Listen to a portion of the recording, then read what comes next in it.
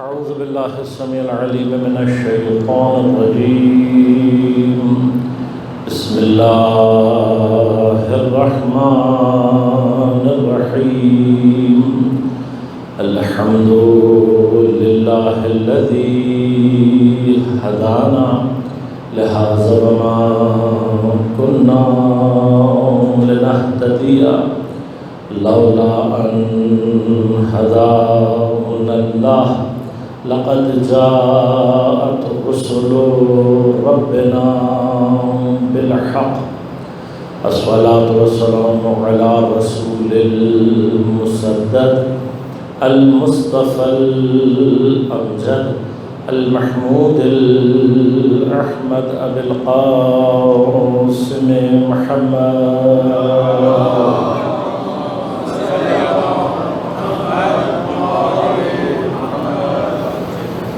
والصلاة والسلام على أسد الله الغالب غالب على كل غالب علي بن أبي طالب.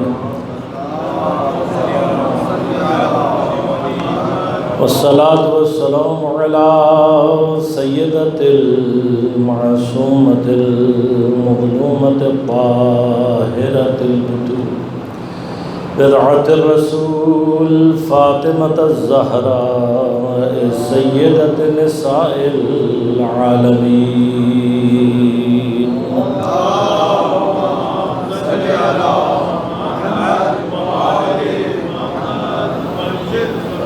والصلاة والسلام على الحسن المجتبى والحسين المظلوم وأهل بيته الطيبين الطاهرين المعصومين المظلومين المنتجبين المنتخبين لا سيما بقية الله في الأراضين روحي وأرواح العالمين لتراب مقدمه الفداء. ولعنة الله على أعدائهم أجمعين. أما بعد، قال الله تعالى في كتابه الكريم: بسم الله الرحمن الرحيم. ولا تقولوا لمن يقتل في سبيل الله أموات بل أحياء ولكن لا تشعرون. صلوات اللهم صل على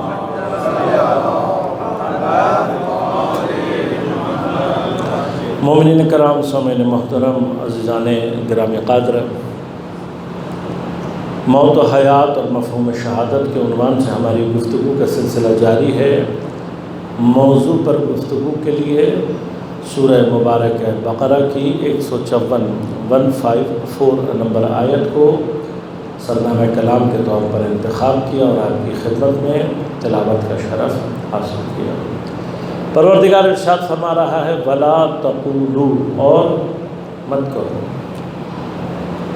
لمن یقتل فی سبیل اللہ، ان لوگوں کے لیے جو اللہ کے راستے میں قتل ہو گئے، کیا مت کہو ان کے لیے امواتن، لفظ موت ان کے لیے استعمال مت کرو، انہیں مردہ مت کہو۔ کیوں نہ کہیں مردہ؟ بل احیاء، بلکہ وہ زندہ، اور زندے کو مردہ۔ پروردگار ہمیں ان کی زندگی سمجھ میں نہیں آ رہی، وَلَكِنْ لَا تَشْعُرُونَ، لیکن تمہیں ان کی حیات کا شعور اور ادراک۔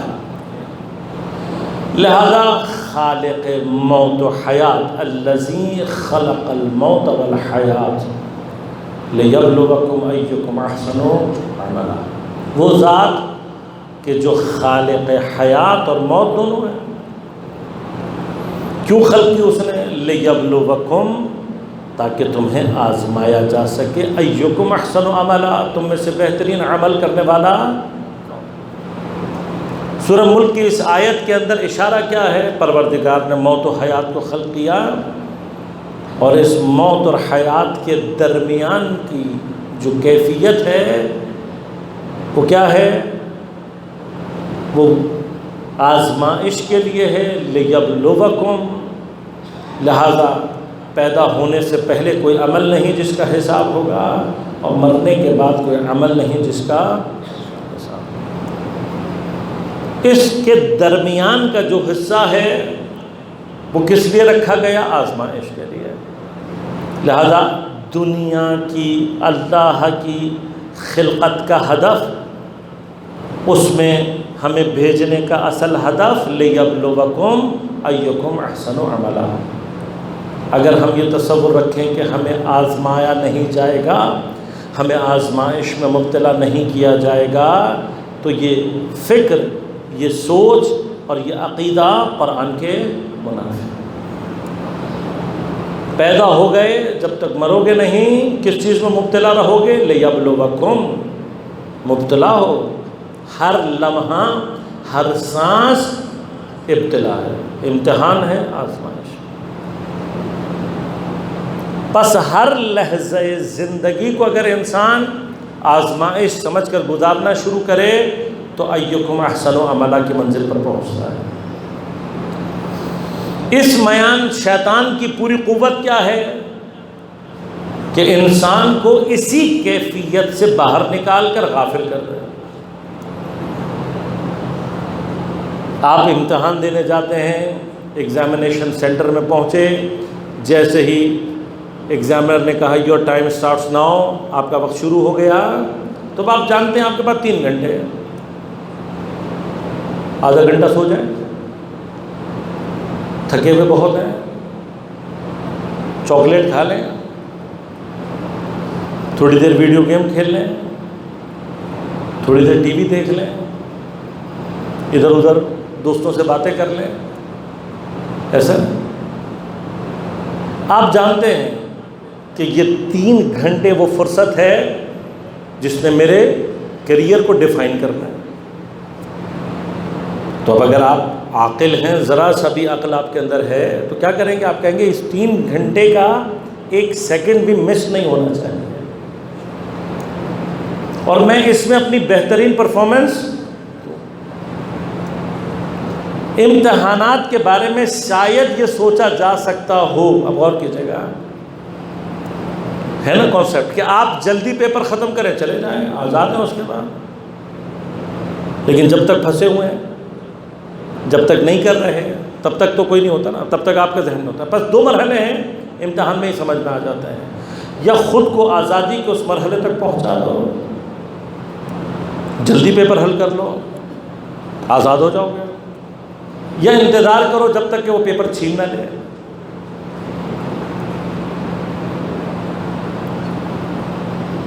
کل جو ہم نے، بہرحال بعض چونکہ احباب نہیں تھے، میں زیادہ اس کی طرف نہیں جاؤں گا، بہرحال دن کی جو ایک مجلس تھی ترہیم کی، اس میں نے اشارہ کیا تھا کہ قرآن میں 2 طرح کی موتوں کا ذکر کیا ہے۔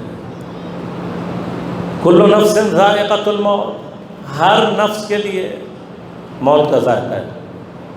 ثم الینا ترجعون، اور اس کے بعد تمہیں زبردستی ہماری طرف پلٹایا جائے گا، پلٹو گے نہیں، ترجعون، پلٹائے جاؤ گے۔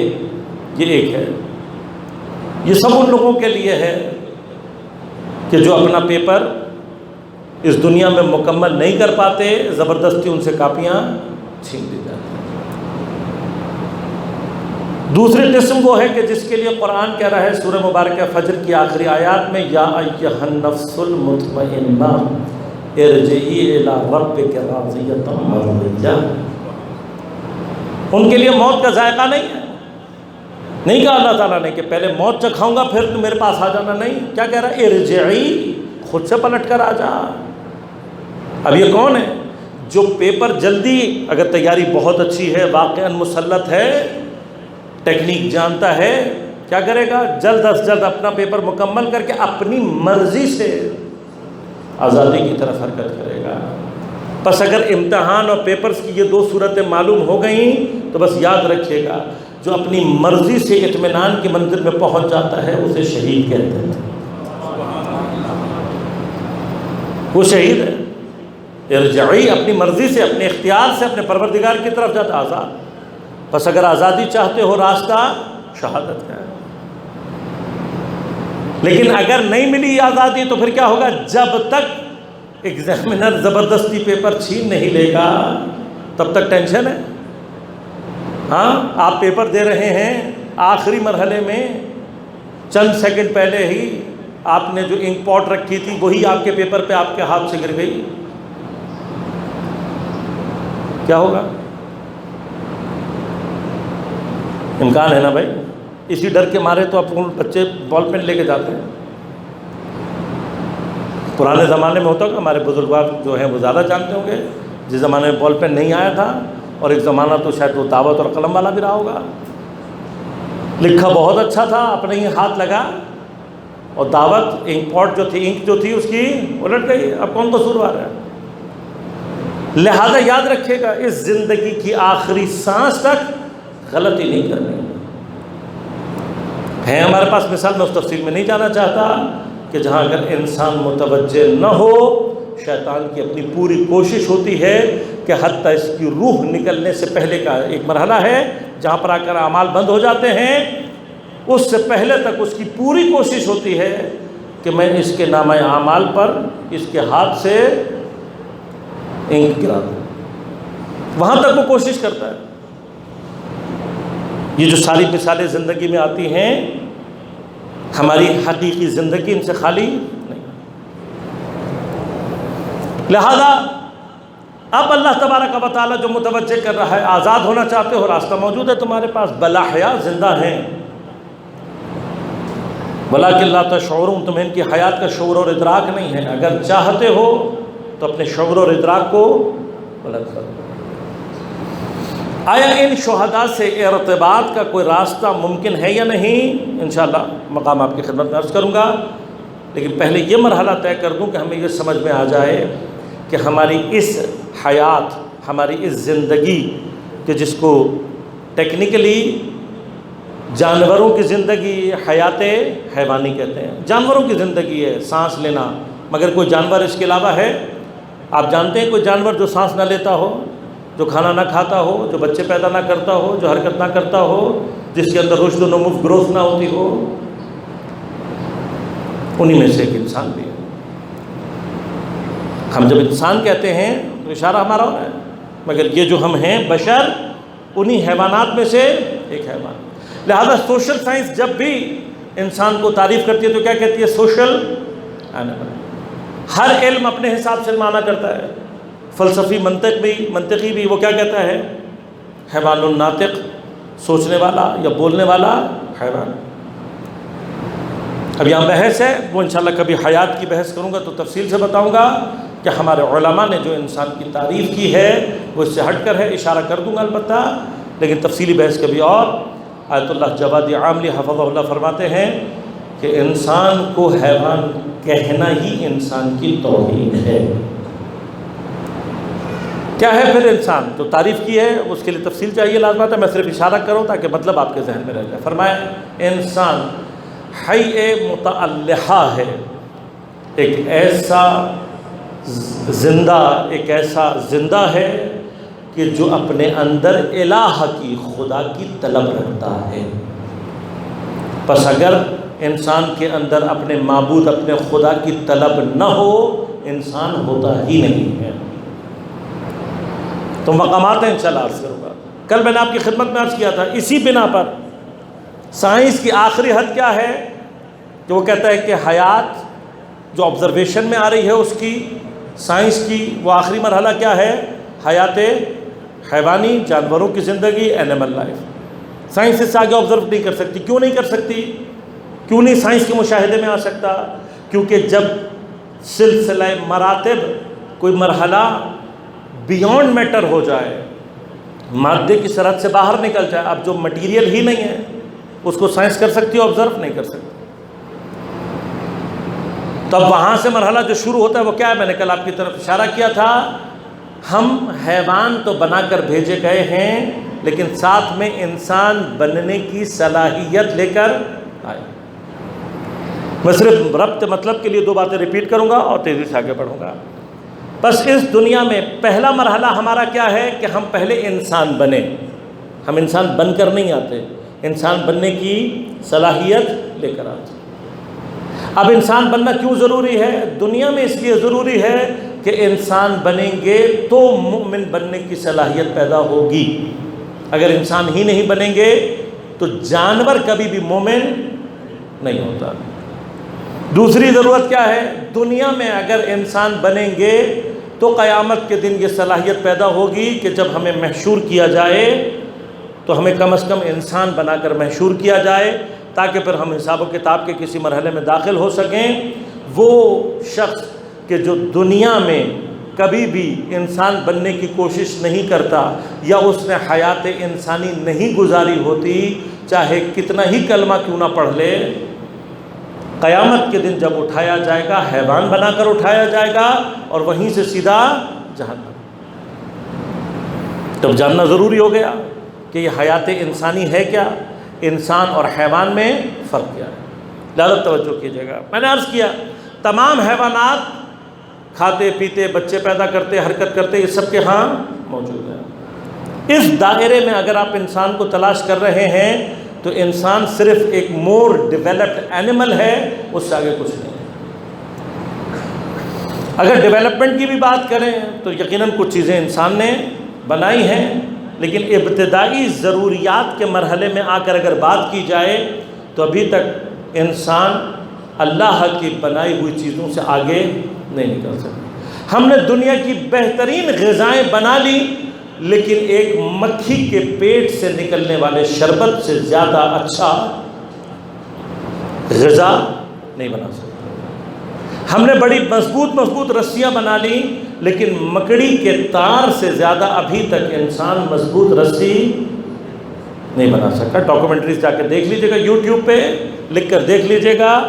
اسپائڈر ویب، اسپائڈر کا جو فائبر ہے، بعض تحقیقات کے مطابق اگر ایک ہی موٹائی کا اسپائڈر کا فائبر ہو اور اتنی ہی موٹائی کا ایک سٹیل وائر ہو، سٹیل وائر، تو مکڑی کا فائبر اس سٹیل کے تار سے 5 گنا زیادہ مضبوط ہوتا ہے.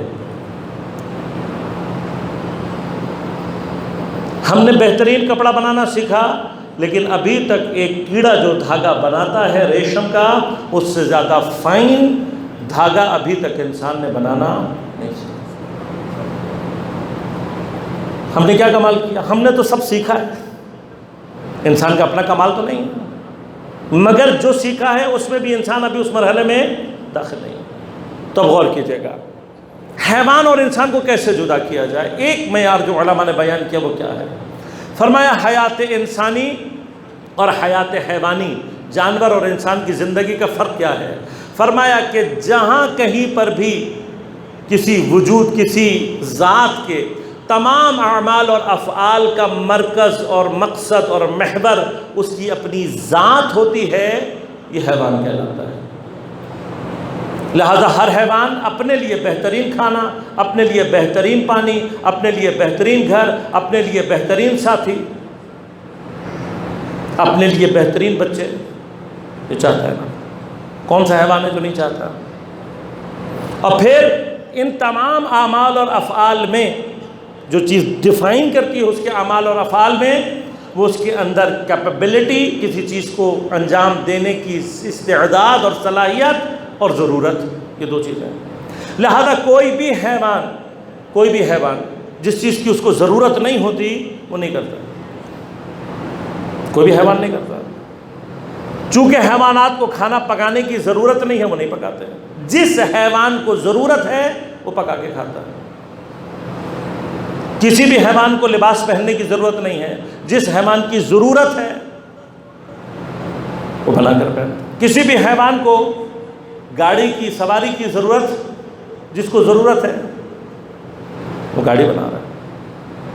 اور اسی حساب سے کیپیبلٹیز ہیں.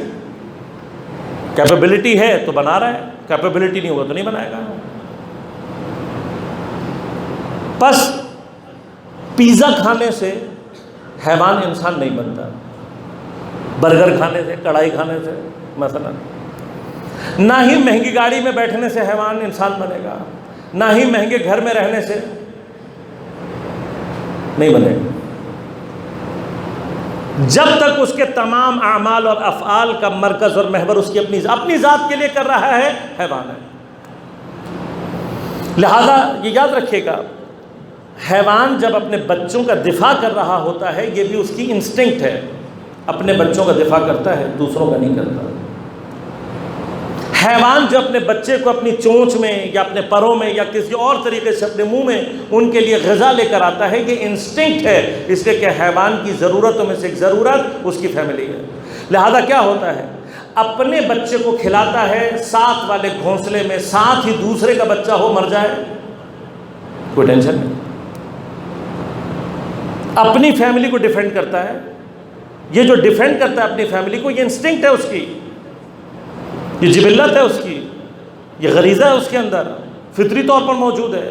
آپ ایک مرغی کو، چند مرغیاں اور ایک مرغہ رکھ لیں، اپنی فیملی کا دفاع کرے گا، اور اگر اپنی فیملی کا دفاع کرتے ہوئے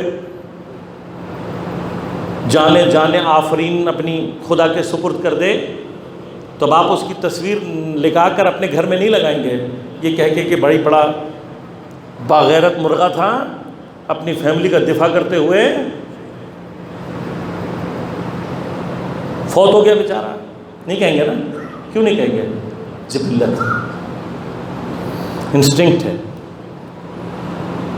لہذا جب تک اپنی ذات کے لیے، اگر میری نماز میری ذات کے لیے ہے، مجھے انسان نہیں بنائے گی۔ اگر میری عبادات میری اپنی ذات کے لیے ہیں تو مجھے حتیٰ انسان نہیں بنائے گی، چہ رسد پہ مومن۔ لہذا آپ غور کیجیے گا، ڈفرنس کیا ہے، فرق کیا ہے، حیوان کہاں ختم ہوتا ہے، انسان کہاں شروع ہوتا ہے؟ کہا جب تک تمہارے تمام اعمال، افعال، عبادات، ہر چیز کا مرکز اور محور تمہاری اپنی ذات ہے، اس وقت تک تم حیوان ہو۔ انسان شروع ہی وہاں سے ہوتا ہے جہاں وہ دوسروں کے لیے زندہ رہنا شروع کرتا ہے، دوسروں کے لیے زندہ رہنا۔ اب میں اپنی زندگی میں دوبارہ یہ کہوں گا، آپ سب مجھ سے بہترین مومن، مجھ سے بہترین افراد، میں آپ کی بات نہیں کر رہا، اپنے لیے کہہ رہا ہوں کہ اب مجھے جا کر گھر میں آئینہ دیکھ کر ایک مرتبہ پھر یہ سوچنے کی ضرورت ہے کہ میں کتنا فیصد اپنے لیے رہ رہا ہوں، کتنی فیصد زندگی میری اپنے لیے ہے اور کتنی فیصد دوسروں کے لیے ہے۔ تو جتنا فیصد دوسروں کے لیے رہ رہا ہوں، اتنے ہی فیصد انسان۔ لیکن اگر خدا نہ خواستہ میری زندگی کا کوئی مقام ایسا ہے ہی نہیں، حتیٰ چیریٹی بھی، صدقہ بھی دے رہا ہوں اپنی ذات، اپنی شہرت کے لیے، تو پھر کیا ہوگا؟ اگر سارے کام اپنی ہی ذات کے لیے کیے ہیں، اپنی سیٹسفیکشن کے لیے، اپنے لیے کیے ہیں، اپنی شہرت کے لیے، تو پھر کیا ہوگا؟ قیامت کے دن مجھے حق نہیں ہے 1000 کلمے پڑھ لوں، 1000 عبادات کر لوں۔ لہذا انسان کہاں سے شروع ہوتا ہے؟ جہاں دوسروں کے لیے۔ لہذا خود اچھا کھانا کھانا حیوانیت ہے، کسی کو کھانا کھلانا انسانیت ہے۔ اپنے لیے گھر بنانا حیوانیت ہے، کسی کو گھر بنا کر دینا انسانیت ہے۔ اپنے بچوں کو پڑھانا، ان کی تربیت کرنا حیوانیت ہے، کسی اور کے بچے کو پڑھانا اور اس کی تربیت کر کے دینا انسانیت ہے۔ اب جتنا میں اس انسانیت کی کیفیت کو اپنے، یہ کیا ہے؟ حیات حیوانی انسانی۔ اس حیات انسانی کو جب تک آپ گزاریں گے نہیں، میں نے عرض کیا تھا نا، جب تک آپ کسی پھل کا، کسی شے کا ذائقہ خود نہیں چکھیں گے، کوئی آپ کو بتا نہیں سکتا۔ جب تک کوئی خوشبو آپ خود سونگھ نہیں لیں گے، کوئی آپ کو سمجھا نہیں سکتا۔ جب تک آپ حیات انسانی گزارنا شروع نہیں کریں گے، اس کا ذائقہ کبھی آپ کو سمجھ میں، اس کی کیفیات کبھی بھی آپ کو سمجھ میں کیا ہوتی ہے حیات انسانی، گزاریں گے پتہ لگ جائے گا۔ آثار کیا ہے؟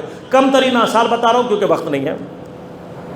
حیات انسانی کے کم ترین آثار یہ ہیں کہ جو اپنی زندگی میں دوسروں کے لیے جیا ہوتا ہے اور اس نے واقعاً کوئی کام کیا ہوتا ہے، حیات انسانی کا کم ترین اثر یہ ہوتا ہے وہ دنیا سے چلا جائے، اس کا نام اور اثر دونوں باقی رہتے ہیں۔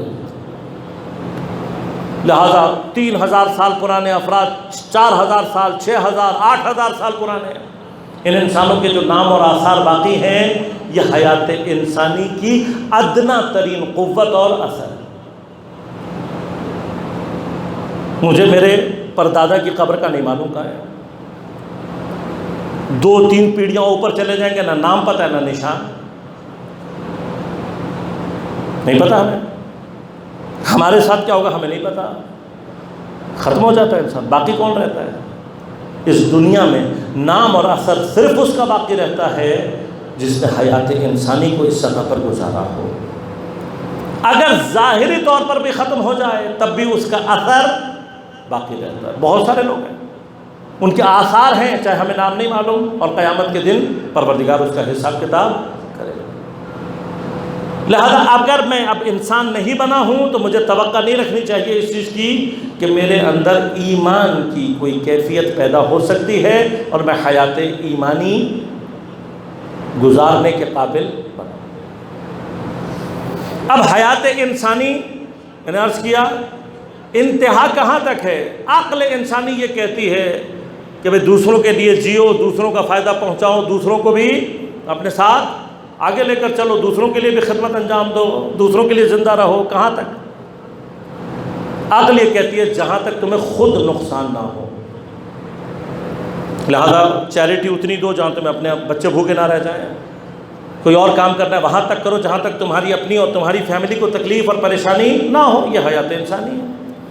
اگر اس مرحلے میں بھی کوئی جی لیا، قیامت کے دن چاہے کلمہ پڑھے نہ پڑھے، مومن ہو یا نہ ہو، کافر ہو، کچھ بھی ہو، اگر حیات انسانی گزار چکا ہے، قیامت کے دن انسان بنا کر محشور کیا جائے گا۔ باقی معاملہ اس کا اور خدا کا ہے، لیکن کم از کم انسان بنا کر محشور کیا جائے گا۔ اب جو انسان بن جاتا ہے اس کو حیات ایمانی میں داخل ہونے کے لیے ایک مرحلہ اور طے کرنا ہے۔ وہ کیا ہے؟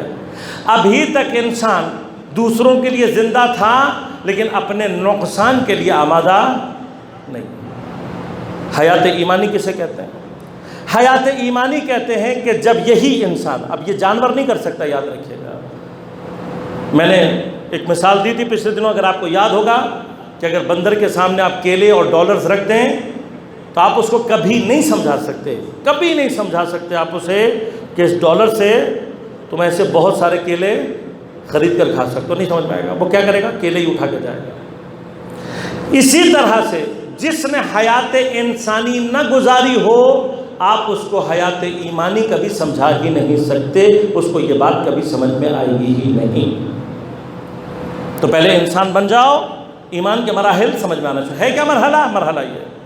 حیات ایمانی یہ کہتی ہے کہ یہ انسان، اب ہم جانور کی بات نہیں کر رہے ہیں، کس کی بات کر رہے ہیں؟ انسان کی۔ یہ انسان اگر کسی ذات، کسی اینٹیٹی پر یہ ایمان رکھتا ہو، اس کا یقین ہو کہ یہ اینٹیٹی اتنی قادر اور قدیر ہے کہ اگر اس کی رضا کی خاطر میں اپنا نقصان بھی کروں گا تو یہ اپنی قدرت سے میرے نقصان کا جبران بھی کر سکتا ہے، حتیٰ میرے نقصان کو فائدے میں تبدیل کرنے کی بھی قدرت رکھتا ہے۔ لہذا اب کیا ہوگا؟ ایمان کہاں سے شروع ہوتا ہے؟ غور کیجئے گا۔ ایمان اس مرحلے سے شروع ہوتا ہے، اس سے پیچھے اگر ہے تو ایمان نہیں ہے۔ وہ کیا ہے؟ کسی ایسی ذات کے اوپر یقین رکھنا۔ ابھی میں نے خدا نہیں کہا ہے، ابھی میں خدا نہیں کہہ رہا ہوں، پھر بات کر رہا ہوں، ایک جنرل بات ہے۔ کیا؟ ایک ایسی ذات، ایک ایسی ہستی کے اوپر یقین رکھنا کہ اگر میں اس کی رضا کے لیے اپنا نقصان کروں گا تب بھی یہ قادر ہے، یہ قادر ہے کہ میرے نقصان کو بھی پورا کر دے، حتیٰ اتنا قادر ہے کہ میرے نقصان کو فائدے میں تبدیل کر دے۔ اب یہ جو یقین ہے یہ کیسے ظاہر ہوگا؟ میں ایک چھوٹی سی مثال دوں پھر بات کو آگے بڑھاؤں۔ مثلا آپ کوئی کام کرنا چاہتے ہیں، جیسے ابھی سیلاب زدگان ہے، مصیبت میں، میں آپ سے کہوں ہاں بھائی آپ جوان آدمی ہو، یا اللہ کرو جاؤ، بیچارے کے گھر گر گئے ہیں۔ ابھی تک بعض جگہوں پہ حالات یہ ہیں کہ اگر کوئی مر جائے تو دفنانے کے لیے زمین نہیں ہے، ابھی تک یہ حالات ہیں۔ اور ہم سب کو یہاں سوچ، یہ مقام ہے جب پتہ لگ جاتا ہے کہ ہم کتنے انسان اور کتنے مومن۔ اگر کسی مسلمان کا جنازہ دفن نہ ہو رہا ہو، نہ کر پا رہا، اور باقی مسلمان آرام سے بیٹھے ہوں، تو آپ کی ڈکشنری میں وہ مسلمان ہوں گے، میری ڈکشنری میں مسلمان نہیں۔ لہٰذا ہم سب کی ذمہ داری، یہی امتحانات ہیں، یہی وہ ابتلا ہے جس سے اللہ نے چیک کرنا ہے کون جانور ہے، کون انسان ہے، کون مومن ہے۔ لہذا اب اگر میں آپ سے کہوں کہ بھائی چلیں ٹھیک ہے، آپ کو فائنینشیل مسئلہ ہے، میں آپ کو پیسے دیتا ہوں، آپ جائیں، آپ کی طاقت اور میری فائنینس، جائیں بسم اللہ یا اللہ، تو آپ کہیں گے، مجھ سے پوچھیں گے کہ مولانا کتنی مطلب جائز پتہ لگے ہمیں کہاں تک جانا ہے، کتنا پیسہ خرچ کرنا ہے؟ تو اب اس اعتبار سے جتنا آپ کو میرے اوپر ایمان، یقین، اعتماد ہوگا اتنا ہی آپ ہمت کریں گے۔ میں آپ سے کہوں مثلا بھائی میں 10 لاکھ روپے تک کر دوں گا تو آپ 10 لاکھ کے کریں گے، میں آپ سے کہوں 20 لاکھ روپے تو آپ 20 لاکھ کو پلان کریں گے، ایسے ہی ہے نا۔ لیکن اگر آپ کا اعتماد مجھ پر یقین زیادہ ہو، میں آپ سے کہوں کہ پیسوں کی فکر نہیں کرو، جتنا کر سکتے ہو کرو، تب آپ اپنی کیپیسٹی میں اپنی جیب سے، دوستوں سے لے کے، فلاں سے لے کے، حتیٰ عین ممکن ہے کوئی پوائنٹ ایسا آ جائے کہ جہاں پر آپ ضرورت سمجھتے ہوئے حتیٰ کسی سے قرض لے لیں۔ اب یہ جو آپ قرض لے رہے ہوں گے ٹیکنیکلی یہ آپ کے نقصان میں، کیونکہ لے تو آپ رہے۔ اب آپ کو میرے اوپر جتنا ایمان ہوگا، جتنا یقین رکھتے ہوں گے، آپ کو میری کیپیسٹی کا جتنا اندازہ ہوگا، آپ اتنے حد تک جائیں گے نا۔ اگر آپ کو پتا ہو کہ مولانا 10-20 ہزار سے اوپر کے ہی نہیں، تو آپ اپنے آپ کو وہیں رکھیں گے نا۔ یا اگر آپ کو ایمان نہیں ہے، اعتماد نہیں ہے، تو آپ وہاں تک رکھیں گے جہاں پیسہ آیا کام کیا، جہاں نہیں وہاں ختم۔ لیکن اگر میرے اوپر آپ کو اعتماد ہوگا، اور میں نے آپ کو کہا کوئی بات نہیں، تو آپ میرے اوپر اعتماد کرتے ہوئے حتیٰ قرض لیں گے، اور قرض لے کر وہ کریں گے چونکہ آپ کو یقین ہے کہ بھائی مولانا صاحب نے کہا ہے انشاءاللہ ہوگا۔ تو یہ جو آپ نقصان کا مرحلہ، یہ جو نقصان کا مرحلہ، یہ جو اپنے آپ کو رسک میں ڈال رہے ہیں، یہ رسک کہاں سے شروع ہوتا ہے؟ ایمان سے۔ اب میں آپ کو کہوں کہ بھائی آپ کرو، میں کر دوں گا، لیکن آپ اس مرحلے میں داخل نہ ہو، جتنا پیسہ دوں اتنا کام کرو۔ لیکن جہاں پیسے ختم وہاں پہ آپ ہاتھ اٹھا لیں۔ میں کہوں بھائی میں جب تمہیں کہہ رہا ہوں لے لو، ادھار لے لو، میں دے دوں گا، لیکن آپ کبھی نہ کریں، تو میں کیا سوچوں گا؟ میں یہ سوچوں گا نا کہ بھائی ٹھیک ہے، محنتی بچہ تھا، ایماندار بھی تھا، سب کچھ تھا، لیکن اس کو میرے اوپر یقین۔ یہی چیز خدا چاہتا ہے اپنے بندوں سے، اتنی سی چیز چاہتا ہے کہ آپ اس کو ثابت کریں اپنے عمل سے کہ آپ اس کو مانتے ہیں، اتنی سی چیز ثابت کرنی ہے۔ لہذا آپ اپنے آپ کو اس کو گرہ باندھیں، عقل میں، ذہن میں اس کو بیٹھائیں۔ ایمان کی وادی ظاہری نقصان کی وادی ہے۔ اگر ظاہری نقصان نہیں اٹھا سکتے تو ایمان کی وادی میں اترنے کی ضرورت نہیں۔ زبانی دعوے تم جتنے مرضی کر لو، نہیں چاہیے۔ کیا چاہیے اسے؟ کیا چاہیے؟ عمل۔ لہٰذا کسی نے سوشل میڈیا پر ایک اور چیز بھی شیئر کی تھی، اچھی لگی تو آپ کے ساتھ بات کر رہا ہوں، حقیقت ہو یا نہ ہو، پیغام اچھا ہے، ہو سکتا ہے صرف کہانی ہو، لیکن کہانی بھی اگر مورل ویلیو اس کی اچھی ہو، کوئی اور پرابلم نہ ہو تو بیان کرنے میں حرج نہیں ہے۔ کہا جی کوئی ماؤنٹینئر تھا، بڑے خطرناک علاقے میں، بہت اونچی برفانی پہاڑیوں میں، بہت بلندی پر پہنچ چکا تھا، اور رات تقریباً ہونے والی تھی۔ اس نے سوچا کہ میں کہیں اپنے آپ کو ایڈجسٹ کر کے اپنا کیمپ لگاؤں، اور انہی مرحلے میں کوئی طوفان آ گیا، یہ اس میں گرفتار ہوا، طوفان شدید ہو گیا، اندھیرا چھا گیا، اور پھر یہ لڑکتے لڑکتے کہیں سے گرا اور لٹک گیا اور بے ہوش ہو گیا۔ جب آنکھ کھلی تو اب گھٹا ٹوپ اندھیرا ہے، کچھ بھی نہیں دکھائی دے رہا کہ میں کہاں لٹکا ہوں، اوپر کتنا ہے، نیچے کتنا ہے، آگے دائیں بائیں کچھ نہیں پتا۔ اور لازمات ہے، گرا ہے تو کچھ چیزیں جسم میں چوٹیں ووٹیں بھی آئی ہوئی ہیں، سردی شدید ہے، اندھیرا بھی شدید۔ کافی دیر بیچارہ ہاتھ پاؤں مارتا رہا، کوشش کرتا رہا، جب بالکل مایوس ہو گیا تو اب اس کے اندر سے ایک آواز نکلی، ہمارے پر روایات موجود ہیں، فرمایا کہ جب تمہارے سارے دروازے بند ہو جاتے ہیں اور تمہاری وجود کی گہرائی سے کسی ذات کے لیے امید پیدا ہوتی ہے، وہی ذات خدا ہے۔ لہذا خدا کو باہر نہیں، اپنے اندر تلاش کرو، خدا کو اندر تلاش کرو، باہر نہیں ہے خدا۔ اندر ہے۔ تو اب وہ آواز جب نکلی، اسی لیے کیا کہا آیت اللہ جوادی عملی کیا کہہ رہے ہیں، حی متعلہا، فطرتاً خدا کی طرف جانے والا ہے۔ جب سارے راستے بند ہو کر انسان کے وجود کی گہرائی سے اس ذات کا تصور نکلتا ہے، یہی انسان کی اصل اور حقیقت ہے جس کے اوپر شیطان پردے ڈالتا ہے۔ اگر انسان ان پردوں کو ہٹا لے تو فطرتاً خدا طلب ہے، اور یہی اس کی حقیقت ہے، یہی انسانیت ہے۔ کہ اب اندر سے جب وہ ضمیر، وہ حقیقت، وہ انسانیت کی کیفیت جاگی، متوجہ ہوا، تو بات کرنے لگا کہ خود تو کون ہے، میں نہیں جانتا تجھے، سنا ہے کہ تو ہے، اور ابھی میرے پاس نجات کا کوئی راستہ، اگر تو ہے تو میری مدد کر۔ جب دل کی گہرائی سے نکلتی ہے تو خدا جواب دیتا ہے۔ اندر ہے عزیز من، رابطہ کرنا چاہتے ہو اللہ سے، چیخ چلا کر بات نہیں پہنچے گی، خدا کو دھمکی دے کر بات، بلیک میل کر کے، لا یبرمہ الحاح الملحین، یہ جملہ پڑھا ہے آپ نے، دعا جوشن کبیر میں بھی ہے، زیارت عاشورہ کے بعد جو دعائے صفوان ہے اس میں بھی موجود ہے، لا یبرمہ الحاح الملحین، اصرار کرنے والے، تڑپنے والے، چیخنے چلانے والے، بدتمیزی کرنے والے، کوئی چیز اللہ کے ارادے کو ہلاتی کیا چیز ہے؟ وہ جو قلب کی گہرائیوں سے نکلے۔ رابطہ کرنا چاہتے ہو خدا سے، باہر نہیں، امامت ڈھونڈو۔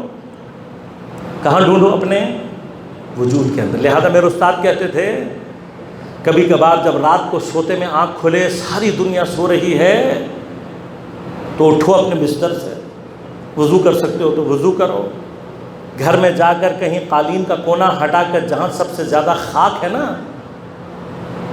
وہاں اپنے رخساروں کو پہلے رکھو، چہرے کو رکھو، پورے چہرے کو خاک آلود کرو، اور سر رکھ کر ایک مرتبہ دل کی گہرائیوں سے کہو پروردگار غلطی ہو گئی، معاف کر دے،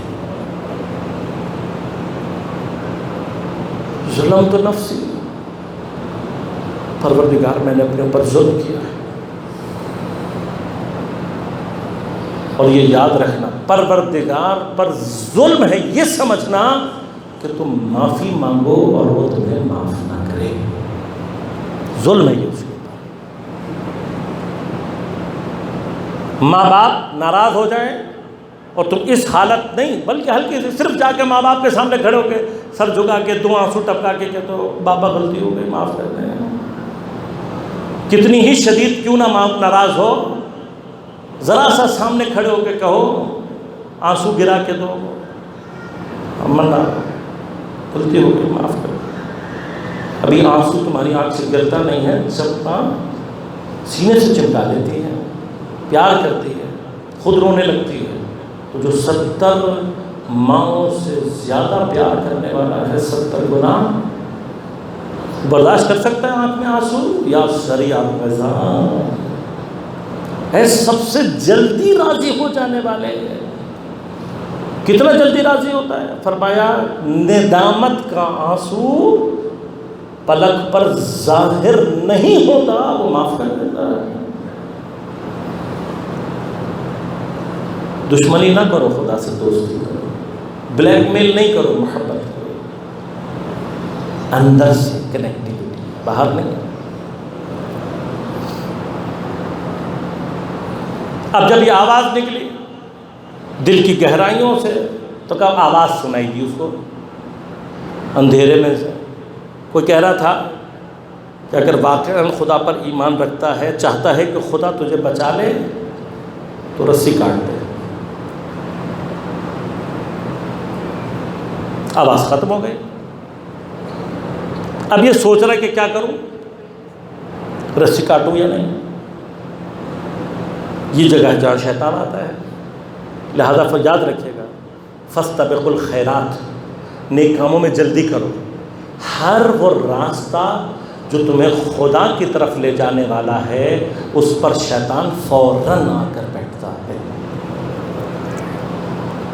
لہذا جیسے کسی نیکی کی نیت کی ہے فوری انجام دیں، فوری، مت سوچیں کیا ہوگا۔ کسی کو مدد کرنی ہے، سیلاب زدگان کی مدد کرنی ہے، ہاں کل کر دوں گا، نا، فوراً پیسے نکال کے ٹرانسفر کر دو، مت سوچو۔ کیوں؟ جیسے ہی آپ ٹائم لگاؤ گے پھر شیطان آپ کو یاد دلائے گا وہ فلاں کا فلاں کا خریدنا، فلاں کا خریدنا، فلاں مشکل، یہ بھی ہو جائے گا۔ اگر بچہ بیمار ہو گیا تو کیا ہوگا؟ تم ان کو دو، خدا تمہارے گھر مصیبت آنے ہی نہیں دے گا۔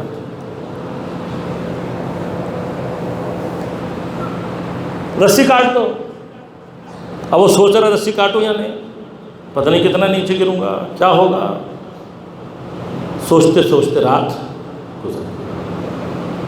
کہتے ہیں صبح ایک اور ٹیم جو پیچھے سے آ رہی تھی اسی جگہ سے گزری جہاں یہ لٹکا ہوا تھا، تو دیکھا زمین سے 4 فٹ اوپر لٹکا ہوا تھا، ہاتھ میں چاقو تھا، سردی کی شدت سے مر چکا تھا۔ یہ جو مجھے اور آپ کو کچھ چیزیں سمجھ نہیں آ رہی ہوتی، یہ وہ رسیاں ہیں جو خدا چاہتا ہے کہ ہم کاٹیں۔ اس نے کچھ چیزیں چھپا کے رکھی ہوئی ہیں، کیوں؟ اگر نظر آ رہا ہوتا، اس کو نظر آ رہا ہوتا کہ میں 4 فٹ ہوں تو خدا کو پکارتا۔ لہذا وہ ہماری زندگی میں کچھ اندھیرے پیدا کرتا ہے۔ پھر سے دوہرا رہا ہوں، یاد رکھے گا، ایمان کی وادی ظاہری نقصان کی وادی ہے۔ لہذا اب اصول کیا ہے؟ اصول یہ ہے ایمان کا، اصول ہے ایمان کا۔ یہ ضروری نہیں ہے کہ آپ اللہ کو اللہ کے نام سے جانتے ہوں، یہ ضروری نہیں ہے کہ آپ کو توحید کے فلسفی مسائل آپ نے پڑھے اور سمجھے اور بیان کیے ہوئے ہوں، یہ ضروری نہیں ہے کہ آپ دن میں کتنی نمازیں، کتنے روزے، کتنی دعائیں پڑھتے ہوں، یہ ضروری نہیں ہے کہ آپ کو اللہ کے کتنے اسماء یاد ہوں۔ ایمان کی وادی عمل کی وادی۔ ہو سکتا ہے کہ خدا کو اتنا پہچانتا ہی نہ ہو، لیکن عمل میں جب خدا مانگے نقصان کے لیے تیار ہو جائے، یہ مومن ہے۔ ہو سکتا ہے کوئی خدا کو خدا کے نام سے ہی نہ جانتا ہو، نہیں جانتا ہو خدا کے نام سے، کسی اور نام سے جانتا ہو، لیکن اس کا ایمان کیا ہو کہ جس کو میں نے ڈیوائن اتھارٹی سمجھا ہوا ہے، جس کو میں نے الہ اپنا معبود سمجھا ہوا ہے، یہ اتنا قادر و قدیر ہے کہ میرے نقصان کو بھی پورا کر سکتا ہے، بلکہ میرے نقصان کو فائدے میں تبدیل کرنے کی طاقت رکھتا ہے، تو چاہے وہ اللہ کو اللہ کے نام سے نہ جانتا ہو تب بھی مومن ہے۔ اور مجھ جیسا امامہ رکھا ہوا، اتنے سال پڑھا ہوا، اتنی کتابیں، اتنی گفتگو کرنے والا، اگر ایمان میں ثابت عمل سے نہیں ہے تو میں مومن نہیں ہوں، وہ مومن ہے۔ لہذا سورہ مبارکہ بقرہ کی 62 نمبر آیت، ان الذین آمنوا والذین ہادوا والنصارى والصابئین، کون؟ بتحقیق وہ لوگ جو ایمان لائے، مومنین، ہادو یہودی، نصارہ عیسائی، صابئین کون ہے؟ ستارہ پرست۔ پھر کیا کہا؟ من آمن باللہ، جو بھی اللہ پر ایمان لایا۔ اب علماء نے یہاں بحث کی ہے، یہ جو 3 افراد اللہ نے گنائے، یہودی، عیسائی، ستارہ پرست، کیا صرف یہ مراد ہے؟ کا نہیں، یہ 3 مثال کے طور پر بیان کیے ہیں۔ من آمن باللہ کا معنی کیا ہے؟ اینی ون، کوئی بھی ہو۔ باللہ کا مطلب کیا ہے یہاں پر؟ چونکہ اللہ اس کا اپنا نام ہے اس لیے وہ بول رہا ہے، لیکن یہاں پر ایمان باللہ سے مراد کیا ہے؟ من آمن باللہ، اللہ کی ذات پر ایمان ہے، نام پر ایمان نہیں ہے، ذات پر، ذات الہ پر ایمان۔ من آمن باللہ، اللہ کے ذات پر۔ مگر ستارہ پرست اللہ کہتا ہے، مگر نصارہ اللہ کہتے ہیں، مگر یہودی اللہ کہتے نہیں کہتا ہے۔ لہذا ذات الہ پر، ذات الہ پروردگار پر جو ایمان رکھتا ہے، اور کیا؟ وہ یوم الآخرہ، آخرت پر ایمان رکھتا ہو۔ کیوں؟ آخرت پر ایمان کے لیے یاد رکھے گا، جب تک عقائد میں آخرت کا کانسیپٹ صحیح نہ ہو، انسان اصلاً نقصان کا سودا کرنے کے لیے تیار ہوتا ہی نہیں ہے۔ لہٰذا وہ کبھی موقع رہا تفصیل سے تو وہاں تفصیل سے عرض کروں گا۔ وَعَمِلَ صَالِحًا، اور جس نے نیک عمل انجام دیا، کیا ہوگا؟ یہ کون ہے؟ اولئک، ہاں یہ کون ہے؟ یہ وہ ہیں کہ جن کا اجرہم عند ربہم، ان کا اجر ان کے پروردگار کے پاس ہے۔ کون لوگ ہیں یہ؟ لا خوف علیہم ولا هم یحزنون، نہ ان کے اوپر کوئی خوف اور نہ ان کے لیے کوئی حزن۔ کس کا مقام ہے یہ؟ اولیاء الہی کا۔ قرآن کہہ رہا ہے اولیاء الہی کون ہیں؟ لا خوف علیہم ولا هم یحزنون. کس کو کہہ رہا ہے اللہ تعالیٰ؟ یہودی کو، عیسائی کو، ستارہ پرست کو نہیں. من آمن باللہ.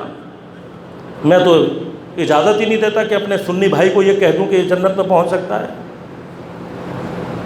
تمہیں ٹھیکہ دیا ہوا اللہ نے جنت کا. برادران اہل سنت میں ہمارے ہاں کچھ لوگ ہیں، اب اگر کوئی کہنا کچھ چاہ رہے ہیں تو بات کی وضاحت کریں. مثلا کسی کے پاس دین حق کا پیغام آئے اور وہ معاندانہ انداز میں، دشمنانہ انداز میں نہ قبول کرے، یہ الگ کیس، ہم اس کی بات نہیں کر رہے. کون یہودی؟ جس نے اللہ کا نام نہیں سنا لیکن جس کو اللہ کہتا ہے یعنی خدا کہتا ہے اسے مانتا بھی ہے، عملاً ثابت کر رہا ہے. کون یہ عیسائی کہ جس کو بھی خدا مانتا ہے، اللہ کا نام ضروری نہیں ہے، نہیں پہنچا اس تک اسلام کا پیغام اس طرح سے کہ وہ سمجھے اس کو اور عمل کرے. لہذا میں مثال دیتا ہوں آپ کو. 21-20 سال کی لڑکی ہے، امریکن نیشنل اور امریکن ہے، ریچل کورے نام ہے، جا کے نیٹ پہ تلاش کر لیجئے گا. ہمارے ہاں زمین پر جنت کا نام کیا ہے؟ جوانی میں آدمی امریکہ چلا جائے، یہ جنت ہے. ایسے ہی ہے نا بھائی؟ جوانی میں امریکہ، یورپ، جوانی میں چلا جائے، بڑھاپے میں جائے تو کوئی فائدہ نہیں. جنت تو ویسی بوڑھوں کے لیے نہیں ہے، آپ کو پتہ ہے. نہ زمین کی جنت بوڑھوں کے لیے، نہ آسمان کی جنت نہیں ہے بوڑھوں کے لیے. بہرحال کچھ کہنا چاہتا ہوں تو یاد رکھیے گا، اسی لیے صرف جوانوں کے سردار ہیں، باقی کسی اور سن کی عظمت تلاش کرنا. توجہ فرما رہے ہیں؟ ہم اجازت دیتے؟ ہم نہیں اجازت دیتے ہیں، اللہ نے ٹکٹ ہمیں دیا ہوا ہے. لہذا خطرناک ہے یہ مرحلہ کہ آپ کسی کے لیے یہ حکم صادر فرمائیں کہ یہ جہنمی ہے، یہ جنتی ہے. کبھی آپ علماء ہی تو اس طرح کی باتیں کرتے ہیں، ہم صرف اصول بتاتے ہیں. مثلا یہ اصول ہے قرآن کا، دین کا اصول ہے. کوئی شخص مثلا زبان سے کلمہ پڑھے لیکن پیغمبر کو قتل کرنے کی سازش کرے تو دین کا اصول کیا کہے گا؟ اگر یہ دونوں چیزیں ثابت ہو جائیں تو اس کا کلمہ جھوٹا ہے، یہ شخص منافق ہے. یہ دین کا اصول ہے نا بھائی. مجھے نہیں دیا اللہ نے اختیار یہ کہ میں کہوں جی فلاں مومن ہے، فلاں منافق ہے. نہیں، یہ کوئی اصول نہیں ہے، ہمیں کسی کو کہنے کا حق نہیں ہے. لیکن جب تک قرآن، اب قرآن کہہ رہا ہے نا، کچھ لوگ تھے جنہوں نے پیغمبر کو قتل کرنے کی سازش کی. قرآن ہے نا بھائی. 9ویں ہجری میں غزوہ تبوک سے واپسی پہ واقع عقبہ پیش آیا. درے میں سے پیغمبر نے گزرنا تھا. تاریخ نے 7 سے لے کر 21 افراد کا ذکر کیا ہے کہ ان کی تعداد 7 سے 21 تھی. قرآن نے بھی ان کا ذکر کیا. جناب حذیفہ یمانی اور جناب عمار یاسر کو ان کے نام بھی پتہ تھے. یہ تاریخ ہے نا. اب یہ لوگ جو ہیں تاریخ میں، وہ ہمیں تو نہیں پتا، جب پیغمبر نے نام نہیں بتایا ہمیں نہیں پتا کون ہے، لیکن قرآن اور روایات اور تاریخ کو سامنے رکھ کر 7 سے لے کر 21 افراد وہ ہیں کہ جو بظاہر کلمہ پڑھ رہے تھے، پیغمبر کے ساتھ تھے، نمازیں پڑھ رہے تھے، لیکن پیغمبر کو قتل کرنے کی سازش کی. تو ہم اصول بتا رہے ہیں کہ بھئی ان میں سے جو کوئی بھی ہوگا. اب یہ لوگ قرآن کی نظر میں، قرآن نے کہہ دیا منافق ہیں. اب ہم نہیں کہا، شخص کو نہیں کہہ سکتے، اصول بیان کریں. اب یہ کہ کوئی سی کا ایمان ثابت ہے یا نہیں، کون کس کا کیا عقیدہ ہے، یہ اللہ اور بندے کا کام ہے. ہمارا کام ہے اصول بیان کرنا. کسی کو ٹکٹ، اگر ہمیں خدا نہ خواستہ اللہ ٹکٹ دے دیتا تو ہم اپنے علاوہ کسی کو جنت میں جانے ہیں. لہذا ان معیارات کو ختم کریں. قرآن سے پوچھیں معیار کیا، قرآن کیا کہہ رہا ہے. اگر کسی، اب اسی لیے ریچل کورے 21 سال کی لڑکی، امریکن نیشنل، امریکن، خود امریکن. ہمارے ہاں جس کو جنت کہتے ہیں، جنت چھوڑ کر ایک ہیومن ایکٹیوسٹ تنظیم کے ساتھ فلسطین آئی. اور جب وہاں اس نے حالات اور چیزوں کو نزدیک سے دیکھا تو ایک مرحلہ وہ آیا کہ جہاں پر ایک زائنسٹ جو کہ ایک فلسطینی مسلمان کا گھر ڈھانا چاہتے تھے، گرانا چاہتے تھے، اس کے بلڈوزر کے آگے لیٹ گئے. جائیے پڑھیے، انشاءاللہ مل جائے گا. ریچل کورے نام ہے، لکھیں گے سامنے آ جائے گا سارے واقعات.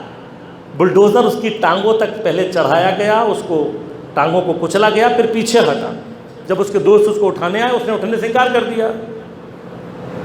اور وہ اس قدر درندہ تھا کہ اس نے اس لڑکی کے اوپر سے بلڈوزر گزار کے اور مکان کو تباہ کر دیا۔ کس قوت نے اس کو بلڈوزر کے سامنے لٹایا ہوا؟ کون سا سودا ہے یہ؟ شہرت کے لیے کر رہی ہے؟ جان ہے تو جہان ہے، پیسے جان ہے تو جہان ہے، قدرت کس کو جان دے رہی ہے یہ اپنے؟ مجھے نہیں پتا۔ ڈاکٹر سے کوئی رشتہ تو تعلق کوئی نہیں، نہ مذہب کا، نہ محبت کا، نہ زبان کا، نہ علاقے کا، نہ مذہب کا۔ اگر انسانیت بھی مانوں تو کم از کم لیٹ جانا ہی، صرف ابتدا میں لیٹ جانا ہی انسانیت کو ثابت کرنے کے لیے کافی تھا۔ امریکہ چھوڑ کر فلسطین میں آ جانا ہی یہ انسانیت کے لیے کافی تھا۔ یہ جو مرحلہ ہو رہا ہے، مجھ سے کوئی کہے مولانا کسی مومن کا گھر گرانے جا رہے ہیں، آ جائیں ذرا بلڈوزر کے سامنے لیٹنا ہے، پتہ لگ جائے گا مولانا کتنے مومن ہیں۔ ہو رہا ہے نا ابھی، ملت کے ساتھ ہوتا ہے۔ کوئی جناب زینب کے حرم کے دفاع کے لیے چلا گیا، اگر اب کسی مشکل میں مثلا مبتلا ہے تو مجھے کیا، مجھے کوئی فرق تھوڑی پڑتا ہے۔ کسی مومن کو شہید کر دیا جاتا ہے، ہم گھر میں سوتے رہتے ہیں، ہمیں کیا۔ کسی عالم کو گرفتار کر کے لے جاتے ہیں، FIR کٹ جاتی ہیں، ہمیں کیا ہے نا یہ مسئلہ۔ میں آپ کی بات نہیں کر رہا، آپ سب بہترین مومن ہیں مجھ سے، کسی کی توہین، کسی کے ساتھ جسارت، کوئی مسئلہ نہیں۔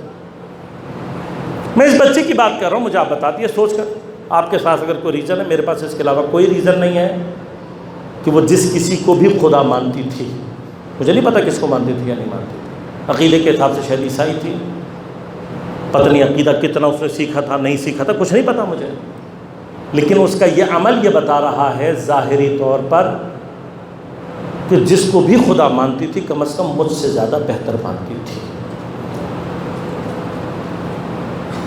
تو یہ تو شہید کہلائے گی اور مومن کہلائے گی، اور میں شہادت کے اوپر خمسے مجالس عشرے پڑھ کر بھی اگر میدان عمل میں نہیں ہوں تو پھر میں مومن نہیں۔ حیات ملکوتی کسے کہتے ہیں؟ کہاں سے شروع ہوتی؟ جیسے ہی، غور کیجیے گا، جیسے ہی حیات ایمانی کا یہ مرحلہ آ جائے کہ جہاں کوئی اپنی زندگی اپنے الہ کو، اپنے پروردگار کو حوالے کر دے، اللہ کو حوالے کرنا ہی ملکوت کی ابتدا کہلاتا ہے۔ بس دو راستے ہیں اس کے، غور کیجیے گا، دو راستے۔ ایک راستہ کیا ہے؟ شہادت، میں عملاً اپنی زندگی اپنے پروردگار کے حوالے کر دوں تو کیا ہوتا ہے؟ وہ اتنا طاقتور ہے کہ جب میں اپنی یہ ناچیز سی جان اس کے حوالے کرتا ہوں، وہ مجھے اس سے زیادہ طاقتور زندگی پلٹا کر عطا کر دیتا ہے۔ لہذا یاد رکھیے گا، شہید مردہ ہوتا ہی نہیں ہے، بلکہ ایک ایسی طاقتور زندگی گزار رہا ہوتا ہے کہ جس زندگی کو گزارنے کے لیے اس بدن کی ضرورت ہی باقی نہیں رہتی۔ چھوٹی سی مثال دے دوں تاکہ بات سمجھ میں آ جائے۔ آج آپ موبائل فون لیے پھر رہے ہیں، کس لیے جی؟ کنیکٹیویٹی کے لیے، کسی سے بات کرنی ہے، کسی کو پیغام پہنچانا ہے، موبائل فون آپ کے پاس موجود ہے۔ اگر ٹیکنالوجی وہاں تک ایڈوانس ہو جائے، تصور کریں، آج کل یہ چیزیں تصور تو کم از کم سوچی تو جا سکتی ہیں، تصور کی جا سکتی ہیں۔ فرض کریں کہ آپ کے اندر ہاتھ میں کہیں کوئی چھوٹی سی چپ لگا دی جائے، جس چپ کے بعد اس کا کمال یہ ہو کہ آپ کو موبائل فون کی ضرورت نہ ہو، آپ جیسے ہی مثلا ذہن میں سوچیں یا بولیں، وہ فلاں نمبر ڈائل کر دو، وہ فلاں نمبر ڈائل کر دے، اور اسی چپ کی مدد سے آپ کو موبائل کی ضرورت باقی نہ رہے، آپ بولیں گے اس کو آواز جائے گی اور وہ بولے گا آپ کو سنائی دے گا۔ مثلا کیا نا، مثلا اگر ایسی کوئی چیز دریافت ہو جائے تو کتنے لوگ موبائل فون خرید کے لے کر چلیں گے؟ کتنے لوگ لیں گے؟ پھر کوئی خریدے گا موبائل فون؟ وہ کیا ضرورت ہے، اتنی بڑی چیز لے کے چوری ہو جاتی ہے، ہاں موبائل جاتا جاتا ہے، بعضوں کا جان بھی چلی جاتی ہے، ایسا ہے نا بھیا؟ تو کون خریدے گا؟ کوئی نہیں خریدے گا. کنیکٹیوٹی چاہیے، چپ لگوا لو بس، ختم. اللہ خیر اللہ. ٹیکنالوجی جب اگلے مرحلے میں گئی تو آپ نے موبائل خود چھوڑا یا مجبوری میں چھوڑوایا گیا؟ ہاں ابھی میں نے بتایا نا، ایک موت کون سی ہے؟ الینا ترجعون، چھوڑو گے نہیں، تم سے چھڑوائی جائے. اللہ نہ کرے کسی کے ساتھ یہ حادثات پیش آئیں، لیکن یہ والی جو موت ہے یہ بالکل موبائل چھیننے جیسی کیفیت میں ہوتی ہے. اب جتنا قیمتی موبائل ہے آپ کے پاس، چھینتے ہوئے تکلیف ہوگی نا. ہاں بھائی میرے پاس تو 4-5 ہزار روپے والا 10 ہزار روپے والا ہوگا تو میں تو کہوں گا بھیا لے جا، فوراً لے جا. اب وہ جو 1.5 لاکھ روپے کا موبائل لیے پھر رہا ہے، مشکل ہوگا نا اس کے لیے نکالنا. جتنی دنیا سے محبت کرو گے اتنی جان نکلنا سخت ہو جاتا ہے. شہید کون ہوتا ہے؟ جو اپنی مرضی سے خود ہی چھوڑ دیتا ہے. کس وجہ سے؟ چور کی وجہ سے نہیں، ٹیکنالوجیکل ایڈوانسمنٹ کی وجہ سے. اب جب ٹیکنالوجی ایڈوانس ہوگی کیا کریں گے آپ؟ اپنی مرضی سے موبائل خریدنا چھوڑ دیں گے، کیونکہ ٹیکنالوجی میں آپ اوپر چلے گئے. اسی طرح سے حیات جب ترقی کر کے ملکوت کے مرحلے میں داخل ہوتی ہے تو وہ حیات اتنی طاقتور ہوتی ہے کہ اس حیات کو اپنے آپ کو جاری رکھنے کے لیے بدن کی ضرورت اور حاجت باقی ہی نہیں رہتی. لہذا شہید کے پاس آپشن ہوتا ہے کہ وہ اس بدن کے ساتھ بھی اپنی زندگی گزار سکے، لیکن جب وہ اس حیات ملکوت کو دیکھتا ہے تو اپنی مرضی سے اپنے بدن کو چھوڑ دیتا ہے. لہذا یاد رکھیے گا، شہادت میں اصلاً کہیں پر بھی موت کا کوئی تصور ہے ہی نہیں. لہذا فرمایا بل احیاء، یہ زندہ ہیں، ولکن لا تشعرون. سید الشہداء کا ہمارے اوپر احسان کیا ہے؟ سید الشہداء کا ہمارے اوپر احسان یہ ہے کہ ہم جیسے حیوانوں کو اس فرش عزا پر بلا کر پہلے انسان بناتا ہے، پھر مومن بناتا ہے، اور اگر واقعاً کوئی سید الشہداء کی راہ اختیار کر لے تو ہاتھ پکڑ کر ملکوت کی حیات تک پہنچا دیتا ہے. سری ترین راستہ خدا تک پہنچنے کا، سری ترین راستہ حیات ملکوتی تک پہنچنے کا سید الشہداء علیہ السلام سری ترین سفینہ ہے. جو اس کشتی میں سوار ہو گیا کتنی جلدی پہنچاتا ہے. 5 دن پہلے تک وہب عیسائی تھا، حسین نے علیہ السلام بنا دیا. کچھ دنوں تک پہلے تک زہیر عثمانی المذہب تھا، سید الشہداء نے. اور جلدی بتاؤ، رات تک لعنت اللہ علیہ کی فہرست میں تھا، صبح ہوتے ہی حر کو علیہ السلام. واقعات اس کے آگے بھی موجود ہیں. 2 صحابی ہیں، بھائی ہیں آپس میں. عصر عاشور تک امام حسین کے ساتھ جنگ کی ہے، لیکن ایک مرحلہ وہ آیا ہے کہ جب جنگ کرتے کرتے سید الشہداء کے نزدیک پہنچے اور حضرت کی دعا اور مناجات جو آپ جنگ کے دوران پڑھ رہے تھے اور بول رہے تھے، جب ان کو سنا تو منقلب ہو گئے. اپنے آپ کو سید الشہداء کے نزدیک لے کر آئے. کہا حسین، ہم نے تو یہ کہا گیا تھا کہ تم نعوذ باللہ میں کافر ہو گئے ہو، لیکن تمہاری دعا تو یہ بتا رہی ہے کہ زمین پر تم سے بڑا مومن کوئی نہیں ہے. کہا تو اب کیا سمجھتے ہو؟ کہا ہم دھوکے میں تھے، کیا اب تمہارے ساتھ مل سکتے ہیں؟ کہا آ جاؤ بسم اللہ.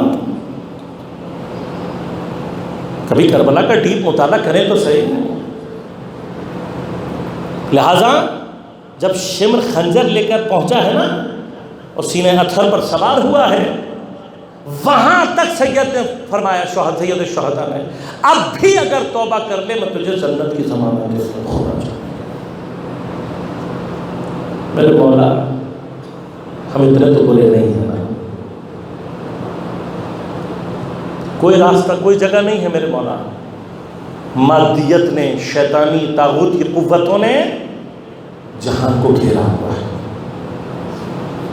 کوئی آج جو اپنی مادی زندگی کو ترک کر کے، ایئر کنڈیشن گھروں کو ترک کر کے، اچھے کھانوں کو چھوڑ کر 3 دن 4 دن 5 دن سخت گرمی میں بغیر نہائے، نہ سونے کی جگہ کا پتہ، نہ لیٹنے کی جگہ کا پتہ، نہ کھانے کا پتہ، خاک، پسینے، دھوپ میں اٹا ہوا. تصور کر سکتے ہیں آج کوئی ہے؟ سید الشہداء کی طاقت کو سمجھیں. یہ جو آج 40 کو دبانے کی سازشیں ہو رہی ہیں، یہ سید الشہداء کا اثر ہے. اور یاد رکھو یہ وہ دور ہے کہ جس میں اب کربلا اپنی پوری قوت کے ساتھ ابھرنے کے لیے آمادہ ہے. اب وقت ہے لبیک یا حسین کہہ کر، لبیک یا مہدی کہہ کر اپنے آپ کو اس جگہ تک پہنچانا ہے. حیات آمادہ ہے، حسین بانٹ رہے ہیں حیات. بزرگوار نے پڑھا تھا، حسین بانٹ رہے ہیں حیات. آؤ فرش اعضا آج بھی حیات ملکوتی تک پہنچانے کے لیے آمادہ ہے. اب ہر ایک کا ظرف ہے، کوئی اس فرش سے حیات انسانی لے جاتا ہے، کم از کم سبیل لگانے کی اوقات تو پیدا ہی کر لیتا ہے. جو حیات ایمانی جاتا ہے وہ اپنے گھر کا سارا سامان اٹھا کر لا کر زائرین حسین کے قدموں میں رکھ دیتا ہے. اور جو حیات ملکوتی کے لیے آمادہ ہوتا ہے وہ اپنی جان لے کر خدا کے حضور پہنچ جاتا ہے. بانٹ رہے اپنے ظرف کے مطابق آؤ اور سید الشہداء سے حیات لے جاؤ. اور یہ کربلا تاریخ میں زندہ رہے. کربلا کا تکملہ، کربلا کو مکمل کرنے والی ذات امام سجاد اور جناب زینب سلام اللہ علیہما. کربلا باقی رہے شام کے دربار میں کھڑے ہوئے.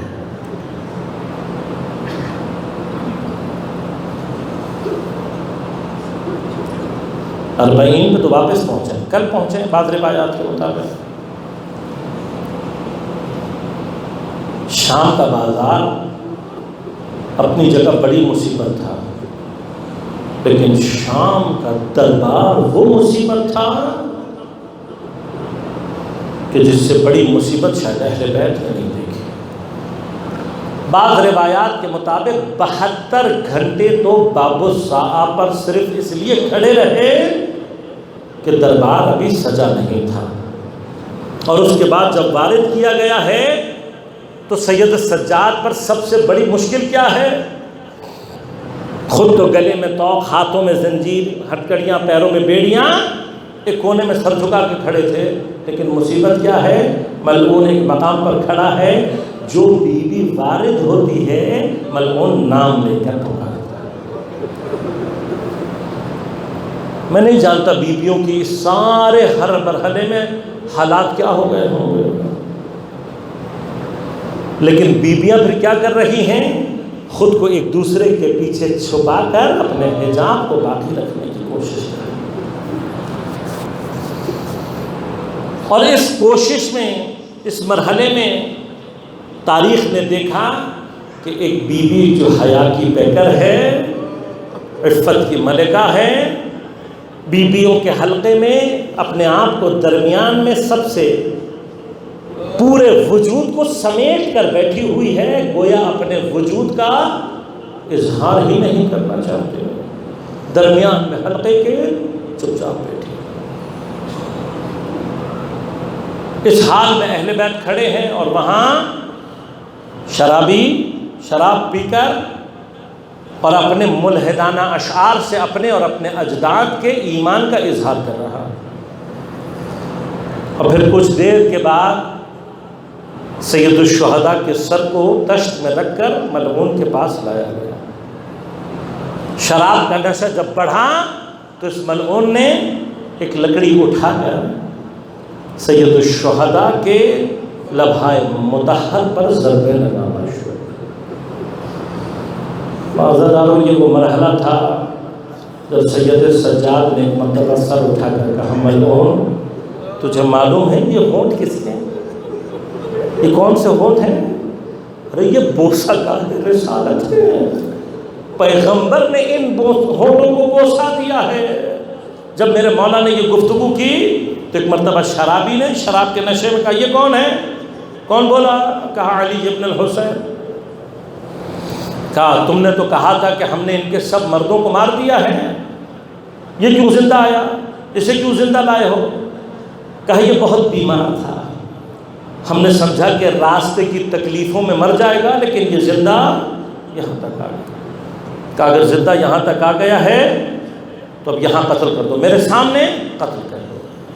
بس حضرت جیسے ہی شرابی نے قتل کا حکم جاری کیا، ایک حبشی غلام اپنی تلوار نکال کر امام سجاد کے سامنے پڑا۔ ابھی چند قدم نہیں چلا تھا تو تاریخ نے دیکھا وہ بی بی جو ابھی تک حلقے کے درمیان اپنے آپ کو چھپا کر بیٹھی تھی، ایک مرتبہ بیویوں کا حلقہ توڑ کر باہر آئی، امام سجاد کے سامنے کھڑی ہوئی اور للکار کے کہا خبردار، جب تک میں زندہ ہوں کوئی میرے بیٹے کو ہاتھ نہیں لگا سکتا۔ تب شرابی نے پوچھا کہ بھئی یہ کون ہے؟ کہا یہی تو علی کی علی بیٹی ہے جس کے خطبوں نے تیری حکومت کو لرزہ براندام کیا ہوا ہے۔ ملعون کہتا ہاں میں نے اس کا بھی بڑا نام سنا ہے، اسے بھی قتل کر دو آج۔ اب جب جناب زینب کے قتل کا حکم ملا تو جلاد نے اپنا رخ جناب زینب کی طرف کیا۔ تو تاریخ نے لکھا کہ ایک مرتبہ اور بیویوں کے حلقے سے ایک اور بیوی آگے بڑھی، رنگ سیاہ ہے چہرے کا، بال سفید ہے، اور سامنے کھڑے ہو کر کہتی ہے خبردار، جب تک میں باقی ہوں کسی میں جرأت نہیں ہے کہ میری شہزادی کو ہاتھ لگائے۔ کہ بھئی اب یہ کون ہے؟ کہ یہ ان کی کنیز ہے، نام فضہ ہے۔ شرابی کہتا ہے کنیز کی یہ جرأت، اسے بھی قتل کر دو۔ اب جلاد نے اپنا رخ جناب فضہ کی جانب کیا۔ تاریخ نے کہا بھی چند قدم نزدیک پہنچا تھا، بی بی نے ایک مرتبہ اپنے چہرے سے بالوں کو ہٹایا، حبشہ کی زبان میں مخاطب ہو کر اس حبشی سے کلام شروع کیا۔ کہا وہ حبشی تجھے پتہ ہے میں کون ہوں؟ میں حبشہ کی وہ ملکہ ہوں جو اپنا تخت چھوڑ کر سیدہ کی کنیزی کے لیے چلی گئی تھی۔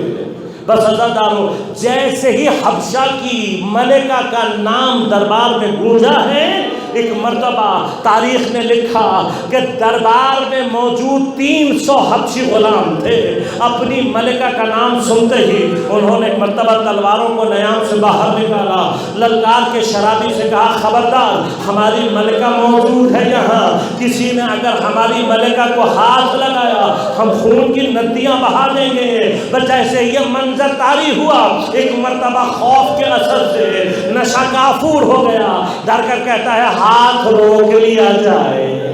بس ہاتھ تو رک گیا، جلاد واپس چلا گیا، میری بیوی اپنے بیٹے کو بچانے میں کامیاب تو ہو گئی، لیکن ایک مرتبہ مدینے کا رخ کیا، رو کر کہا نانا اپنی بیٹیوں کی مصیبت آ کر دیکھ لو، ارے کنیز فضہ کے حامی و ناصر تو موجود ہیں، ارے تمہاری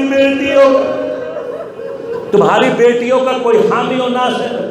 میں کہوں گا بی بی کاش کاش کاش کاش میرے وہ جوان موجود ہوتے جو آج تمہارے حرم کے باہر اپنے ماتھے پر کلنا عباسوں کی یا زینب لے کر کھڑے ہوئے یہ چیخ چیخ کر کہہ رہے ہیں ارے ہم اپنی جان تو دے دیں گے لیکن بی بی کے حرم پر ہاتھ نہیں آنے دیں گے۔ بی بی کاش یہ جوان موجود ہو۔